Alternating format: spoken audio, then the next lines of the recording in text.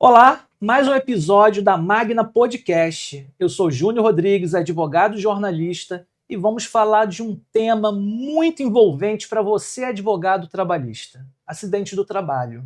E hoje eu estou de frente com ela, que é professora, advogada, autora, está com o lançamento aí de um livro que é sensacional. Eu estou falando de Antônia Ximenes, professora também da Escola Superior de Advocacia da OAB de Niterói. Seja muito bem-vinda. Obrigada, Ju. Muito obrigada pelo convite. Vamos bater esse papo importantíssimo quando o assunto é acidente de trabalho num país que mata 10 empregados todos os dias. E hoje, atualmente, eu não tenho como falar de direito, acidente do trabalho sem falar de Antônia Ximenes. Que bom, né?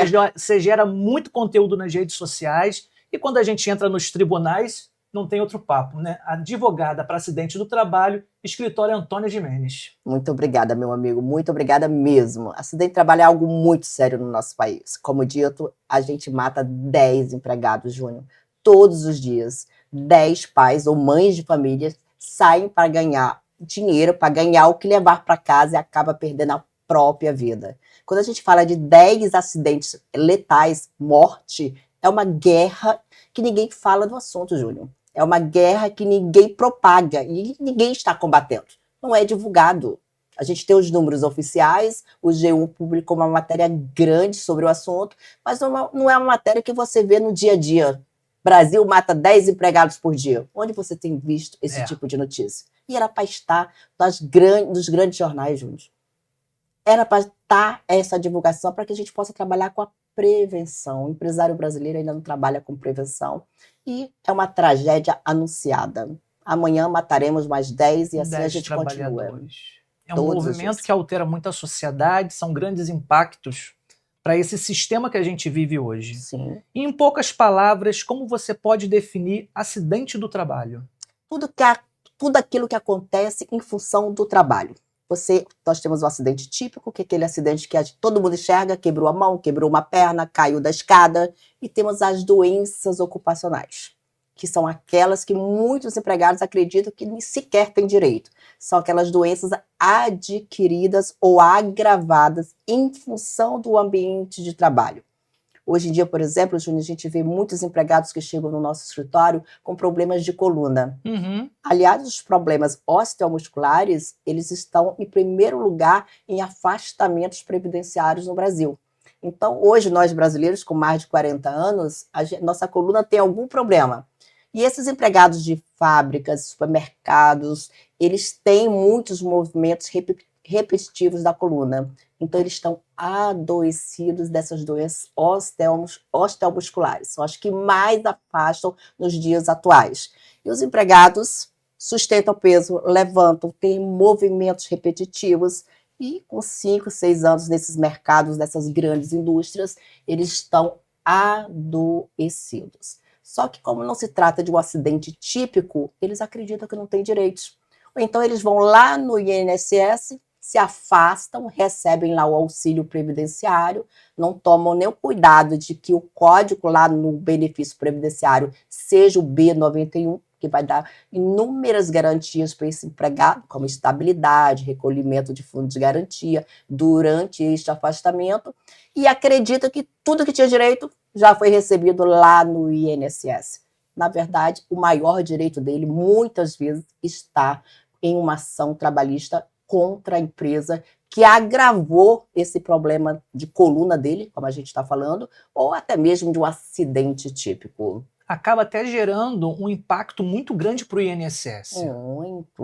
O INSS já se diz quebrado, né? Já se diz que não tem dinheiro para pagar todos os segurados. Agora você imagina a quantidade de acidentes que tem todos os dias e o INSS custeando. Sim. Lembrando que o INSS pode entrar com uma ação de regresso contra essas empresas que todos os dias já tem uma tragédia anunciada e não fazem nada, não trabalham com a prevenção. Mas, na verdade, o INSS ele é custeado por todos nós, né? Uhum. Então, quem está pagando essa conta somos nós, contribuintes. Aí, na hora que verdadeiramente a gente precisa de um benefício, né, a gente tem a notícia ali de a cada 10 pedidos, 9 estão sendo indeferidos. acaba gerando essa onda dos indeferimentos até para suportar uma gestão do próprio INSS. Exatamente, até para suportar a gestão, porque não está havendo prevenção, Júnior. A verdade é que não há prevenção. As empresas estão pagando pelo prejuízo, porque 10 acidentados por dia, quantos levam esse caso à justiça? Aí a gente acaba assistindo assim, empregado ganhou 1 milhão da empresa X, em função do acidente de trabalho, de forma indenizatória, né? Aí dizem, o empregado quer ganhar dinheiro em cima da empresa, mas às vezes aquela empresa já matou 10, só um entrou na justiça. Então, para ela, ainda é lucro. Infelizmente, a prevenção nesses ambientes laborais, porque todos nós que estudamos acidente de trabalho, Júnior, nós sabemos aonde estão os acidentes. Nós já sabemos. As empresas já sabem quais são os seus setores que têm tragédia anunciada. Infelizmente, sabem, mas pagam para ver o prejuízo, porque, na verdade, 10 sofreu um acidente, 1 coloca na justiça, 2 coloca na justiça, é o risco do negócio.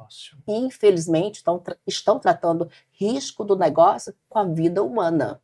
Porque quando eu te digo, Júnior, que 10 são mortos todos os dias, eu estou falando de acidentes fatais, não voltam mais para casa. Né? São viúvas e viúvas desse Brasil, todos os dias 10. Mas a cada 34 segundos, um empregado sofre acidente de trabalho. 10 são fatais, mas a cada 34 segundos, um fica sequelado. 24 horas. A cada 30, não é minutos, é segundos. A cada 34 segundos, um empregado, uma empregada sofre um acidente de trabalho no Brasil e fica sequelado. É uma guerra, meu amigo. É uma guerra da qual ninguém fala. E o empregado, de novo, o que mais me chama a atenção é que a maioria desses empregados que hoje estão sequelados, e a família inteira, Júnior, fica sequelada. Porque quando você sofre um acidente de trabalho, é uma esposa que não vai mais a uma festa, é um pai que não corre mais com o filho na praia, não joga mais um futebol. A família, eu costumo dizer que a família inteira está sequelada. E muitas vezes a esposa para de trabalhar para cuidar desse marido. Sim. Então é a família inteira que é sequelada.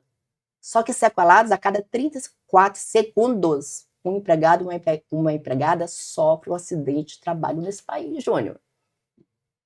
E quais são os maiores tipos de acidentes, esses acidentes típicos? A maioria dos acidentes hoje ocorrem nos hospitais, depois no transporte rodoviário e depois nesses grandes supermercados. Então, todos esses dados, Júnior, nós temos. Nós que somos operadores de direito nessa área, as empresas têm, são dados públicos. Inclusive, eu consultei ontem no próprio site do INSS. Nós temos todo esse mapeamento. Não é por falta de mapeamento que o próprio INSS disponibiliza todas essas informações. Não é falta de mapeamento. É falta de gestão de risco mesmo. Então, os hospitais hoje, quem cuida de mim e de você, lá da sua mãezinha, está adoecido. Estão sofrendo inúmeros acidentes diariamente. Fora que os hospitais, eles estão assim, no ranking de doenças psicossociais. O burnout, a depressão, a síndrome do pânico. Então, você hoje vai a um hospital para ser socorrido, talvez você possa estar sendo atendido por uma enfermeira com burnout. Em função das dobras, do assédio, do próprio problema com o paciente, né? A gente tem todos os tipos de pacientes ali. O que aquele enfermeiro vê todos os dias, pessoas morrendo, pessoas em estado terminal, crianças com câncer. Então, isso tudo tem adoecido demais quem cuida da gente, quem está lá dentro de hospitais. E o segundo lugar vem os transportes rodoviários. Nós temos hoje, né, um trânsito nas grandes capitais, São Paulo, Rio de Janeiro, eles matam todos os dias de forma absurda, né? E eles veem, eles veem muitos acidentes fatais ali naquelas estradas, né? É outra categoria que também está bastante adoecida de burnout e depressão, são os rodoviários. E o acidente de trajeto? Continua sendo acidente. Muita gente acha que não é mais, né? Eu recebo muito isso. Acidente de trajeto não é mais acidente, gente, esquece isso. Isso foi lá na pandemia, um tempo muito curto, e isso foi revogado. Acidente de trajeto continua sendo acidente. Lá no INSS é B91, a responsabilidade do INSS é sempre objetiva, ou seja, ele vai pagar o afastamento acidentário independente se o empregado tiver contribuído por risco ou não, a responsabilidade do INSS é objetiva, tem que ser B91 e a empresa tem que garantir a estabilidade de 12 meses e fazer o recolhimento lá do FGTS desse acidente de trajeto, da mesma forma que vai fazer com o acidente típico e o acidente relacionado às doenças ocupacionais. Me fala um pouquinho mais sobre as doenças ocupacionais. Você iniciou falando dentro dos hospitais, mas como a gente também pode estar visualizando nos outros segmentos profissionais? Tem profissões, Júnior, que é muito visível essas doenças. Por exemplo, quem trabalha muito com digitação, que era o caso, por exemplo, dos bancários, os bancários que têm 20, 30 anos de banco, a Antônia é difícil, não. O que a gente mais recebe é bancário com 20, 25, 30 anos. Eles vêm lá dos anos 80, anos 90, que mal se falava de ambiente de trabalho, de mitigação de riscos. Naquela época, a digitação era muito forte.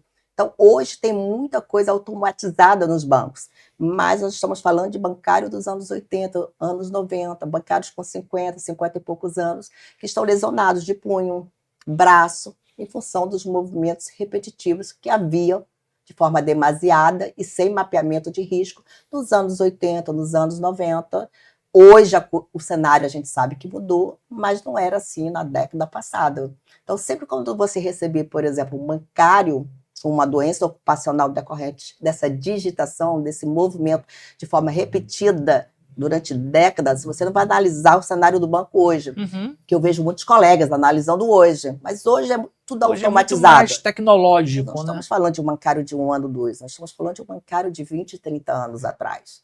Então, até na construção da tua petição inicial, você tem que trazer aquele contexto para que o juiz entenda que nós estamos falando de um bancário lá dos anos 80, dos anos 90. Se hoje é difícil as empresas seguirem, trabalharem com prevenção, com toda a legislação que a gente tem, inclusive de multas, tu imagina numa época que isso era tudo muito incipiente. Mal se falava do assunto. Era um desconhecimento total. Então, a gente tem que trazer esse contexto na própria petição inicial. Eu acho isso muito importante. Porque quando você bota, por exemplo, o bancário numa petição inicial, a primeira ideia do juiz e até do próprio advogado é: mas hoje é tudo automatizado. Contextualiza. Contextualiza. Não é nos dias atuais. Ele continua sendo bancário, mas ele é bancário desde os anos 80, 90. O modo operacional da década de 80 dentro de um banco para hoje é totalmente diferente. E os empregados que a gente chama como chão de fábrica, aqueles empregados que pegam no pesado mesmo, né, em grandes siderúrgicas que a gente tem aqui, por exemplo, o adoecimento da coluna, dos ombros, né, um manguito rotador, de joelho, é de forma muito repetida. Esses clientes, eles chegam de forma reiterada todos os dias nos nossos escritórios e, como dito, o último levantamento do INSS, que é de 2025, que está disponível no próprio site do INSS, mais de 60% dos afastamentos previdenciários de 2025 foram doenças osteomusculares. E geralmente estão nessa turma que trabalha com muito peso, sustentação de peso, que estão dentro das grandes indústrias, supermercados, ajudante de caminhão, carga e descarga. Onde você tem esse tipo de empregado, você vai encontrar esse empregado lesionado da coluna, ou dos braços, ou das pernas. Ele está lesionado. Você pode ver que não precisa ver, né? O próprio INSS, que é o órgão responsável pelos afastamentos, o último levantamento diz mais de 60% essa turma que trabalha com peso e sustentação de peso. Você vê aqueles ajudantes de caminhão, Júnior, por exemplo, você vê no dia a dia aí, eles descarregando o caminhão, eles não têm uma cinta. Sem aquela proteção. Nada. Ela tá de short, às vezes de sandália havaiana, descarregando o caminhão. Ele descarrega daquela forma com 25, com 30, com 40 não faz mais. O rodoviário, o motorista rodoviário. A carga horária ali é de 7 horas e 45, mas nós sabemos que nas grandes capitais ele trabalha 10, 11 horas, sentado. Muitas vezes num banco ali dirigindo, sem a menor ergonomia. Então, ele está adoecendo em função do trânsito, ele está adoecendo em função das confusões do trânsito. Nós temos um trânsito muito violento e o motorista rodoviário, é óbvio que ele é muito agredido aí diariamente. Isso, aquela gestão uma questão ali de estresse, né, do dia a dia. Estresse, totalmente. Então, ele tanto está adoecendo do psicossocial, como ele está adoecendo da coluna.